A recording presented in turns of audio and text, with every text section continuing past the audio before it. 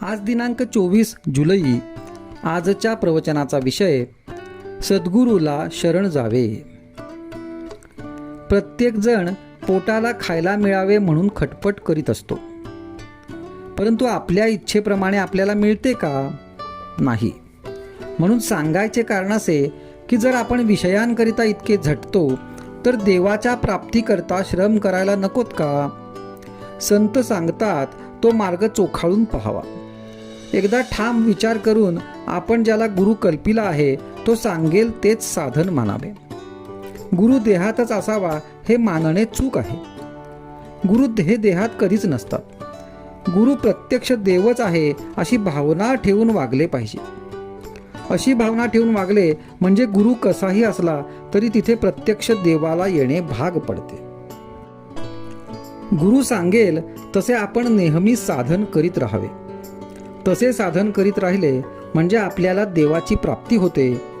गुरु नामाशिवाय दुसरे काय सांगणार? त्यातच आपण सदा राहावे. जो खरा साधनात राहतो त्याला ह्या सर्व गोष्टी आपोआपच साधत असतात. म्हणून आपण गुरुला अनन्य शरण जाऊन तोच सर्व करतो आहे हे मानून जे होईल त्यात आनंद मानित जावा. भगवंताबद्दल जिज्ञासा उत्पन्न होणे ही खरी भाग्याची गोष्ट आहे. असा जिज्ञासू शिष्य भेटला तर गुरुला देखील आपले स्वतःचे सार्थक झाले असे वाटते. श्री रामचंद्रांची जिज्ञासू अवस्था पाहून वसिष्ठांना फार आनंद वाटला आणि ते साहजिकच आहे. संतांनी एकच देव, एकच साधन आणि एकच गुरु मानला, त्याचप्रमाणे आपण एका नामात राहण्याचा प्रयत्न करावा. मुलगा हसत खेळत असताना बाप त्याला घेतो पण रडू लागला की खाली ठेवतो. याच्या उलट मुलगा रडत असला तर आई त्याला घेते. हाच देवामध्ये आणि संतांमध्ये फरक आहे. बर्फामधले पाणी काढले तर काहीच उरत नाही, त्याप्रमाणे संतांमधले भगवंताचे प्रेम जर काढून टाकले तर त्यांच्यामध्ये मग काहीच उरतच नाही. साधन करण्याचे कष्ट न होता वस्तू साध्य करून घेण्याचा मार्ग म्हणजे सत्संगती हा होय. आपल्या मनावर संगतीचा फार परिणाम होतो. नुसता हेतू काम करीत नसून संगत काम करीत असते.